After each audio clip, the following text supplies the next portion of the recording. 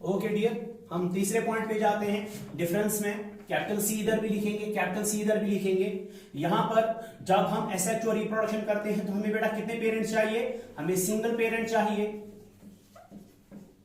तो यहां पर जब हमें सिंगल पेरेंट चाहिए, बहुत अच्छी बात है, तो सिंगल पेरेंट क्या करेगा? या तो कोई स्पेशल सेल इस्तेमाल करेगा या कोई अनस्पेशलाइज्ड सेल इस्तेमाल करेगा। किसके लिए? यंग वन को तैयार करने के लिए।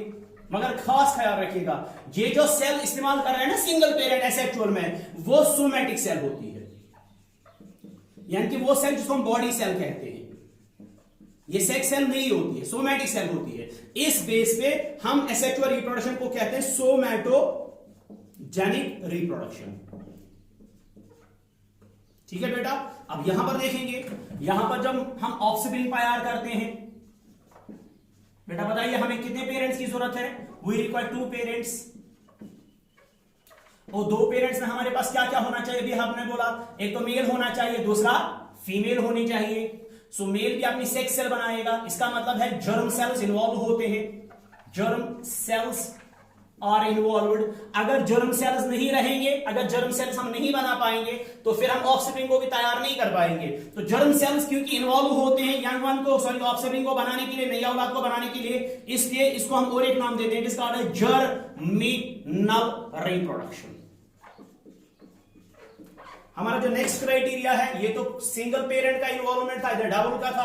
इधर सिंगल पेरेंट नई औलाद को बनाने के लिए सोमैटिक सेल्स का इस्तेमाल करता है, इसलिए हम इसको कहते हैं सोमैटोजेनिक। कभी कभार इसको रिप्रोडक्शन को कहा गया है ब्लास्टोजेनिक। ये भी मैं बताना चाहता हूं यहां पर क्यों इसको ब्लास्टोजेनिक रिप्रोडक्शन भी कहा गया है, क्योंकि ये जो सोमैटिक सेल है ना, इसको ब्लास्टोस भी कहा गया है। ठीक है बेटा। ये जो सोमैटिक सेल है जो सिंगल पेरेंट इस्तेमाल करता है औलाद को बनाने के लिए, इसको कभी कभार ब्लास्टोस भी कहा गया है। इसलिए एसेक्सुअल रिप्रोडक्शन का दूसरा नाम सोमैटोजेनिक रिप्रोडक्शन है या ब्लास्टोजेनिक रिप्रोडक्शन है, क्योंकि यहां पर 2 पेरेंट्स इन्वॉल्व है।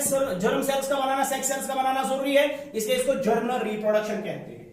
नेक्स्ट पॉइंट ऑफ डिफरेंस जो है वो आप देखिएगा, कैपिटल डी में एसेक्सुअल में, यहां पर जब हम यंग वंस बनाते हैं तो यंग वंस को बनाने के लिए हमें कितने पेरेंट्स की जरूरत है? वी रिक्वायर सिंगल पेरेंट, जो बार बार हम बात कर रहे हैं। ना ये मेल होगा ना ये फीमेल होंगे। तब जब ये रिप्रोडक्शन कर रहे हैं, ये क्या कर रहे हैं? Produce large number of young once. यहां पर बहुत सारी तादाद में औलादों को पैदा किया जाता है, मगर इसके बरक्स अगर इधर देखेंगे ऐसा क्राइटेरिया नहीं है। यहां पर हम क्या करते हैं बेटा? यहां पर सेक्सुअल में हम क्या करते हैं, क्योंकि 2 पेरेंट्स का इन्वॉल्वमेंट है, दोनों पेरेंट्स मेल और फीमेल पहले मैच्योर होंगे, मैच्योर होंगे तो सेक्स सेल्स बनाएंगे, सेक्स सेल्स बनाएंगे फिर सेक्स, एक लंबा चौड़ा प्रोसेस है। इसलिए यहां पर क्या होता है? Produce small number of offsprings. यहां पर कम तादाद में ऑफस्प्रिंग्स बनाए जाते हैं, यहां पर ज्यादा तादाद में ऑफस्प्रिंग्स बनाए जाते हैं। So number of offsprings produced during asexual reproduction is very large, whereas the number of offsprings or the new progeny produced by the 2 parents is very small. यहां पर देखिएगा, ये जो एसेक्सुअल रिप्रोडक्शन है, it is a quick mode of reproduction.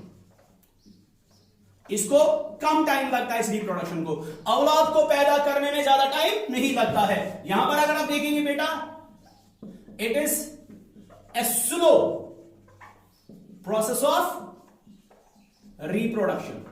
मैं simple सी example आपको दूंगा, मैं पोटैटो की एग्जांपल आपको दूंगा। पोटैटो जिसको हम बॉटनी में कहते हैं सोलेनम ट्यूबरोसम।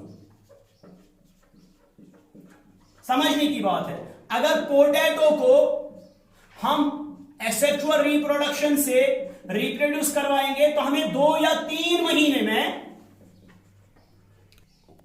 जैसे बेटा अगर पोटैटो की बात करेंगे, अगर पोटैटो एसेक्सुअल रिप्रोडक्शन करेगा तो हमें इसकी फसल 2 या 3 महीने में मिलेगी।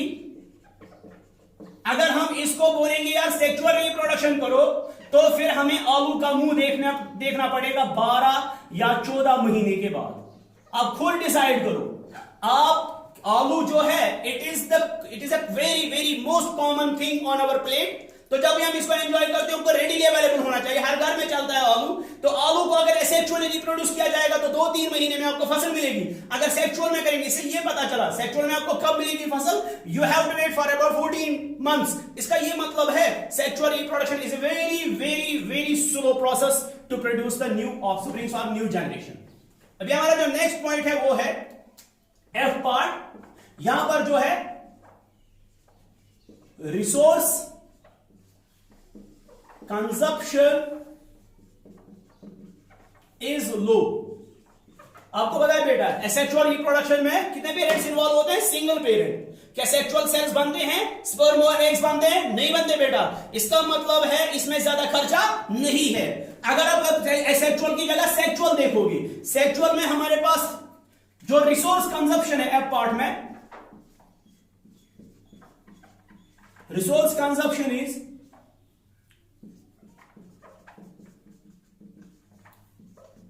Very high.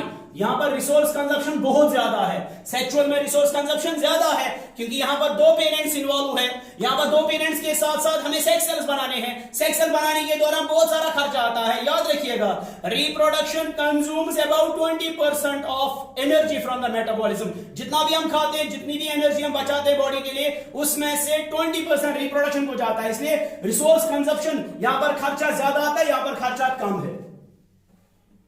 यहां पर नेक्स्ट देखिएगा, survival rate is near about 100%। यहां पर देखिए, यहां पर इसका मतलब क्या हुआ, जब एसेक्सुअल रिप्रोडक्शन में औलाद पैदा की जाती है तो जितने भी औलाद, हमने पहले कहा large number of young ones are produce, तो उनके बचने के चांसेस 100% है क्योंकि कोई डिफरेंस नहीं होती between the parents and offsprings. मगर यहां पर देखिएगा, यहां पर सर्वाइवल रेट जो है बेटा, इट इज नियर अबाउट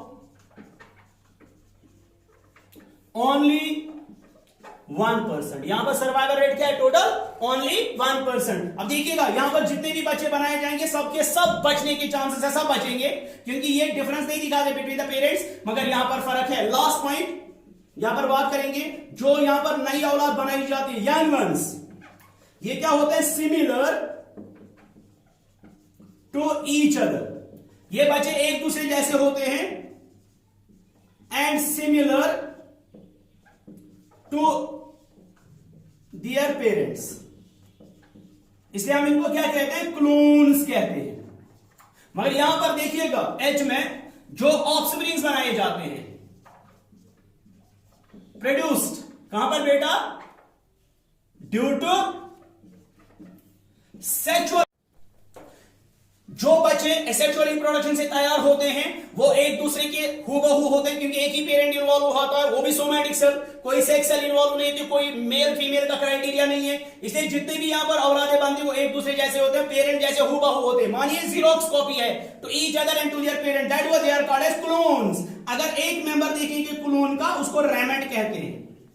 मगर यहां पर देखिएगा, जब हम एक्चुअल की बात कर रहे हैं, हम औलाद बना रहे हैं ऑफस्प्रिंग, पेरेंट 2 इन्वॉल्व है, 2 सेक्स सेल चाहिए। इसलिए यहां पर जो यहां पर जो ऑफस्प्रिंग बनते हैं, नई जनरेशन बनती है, they are dissimilar to each other. वो एक जैसा हूबहू नहीं होते और वो टोटली डिफरेंट होते हैं to that of their parent. That is why no clone formation takes place. ठीक है, तो नेक्स्ट लेक्चर में आगे और बात करेंगे। खुदा हाफिज।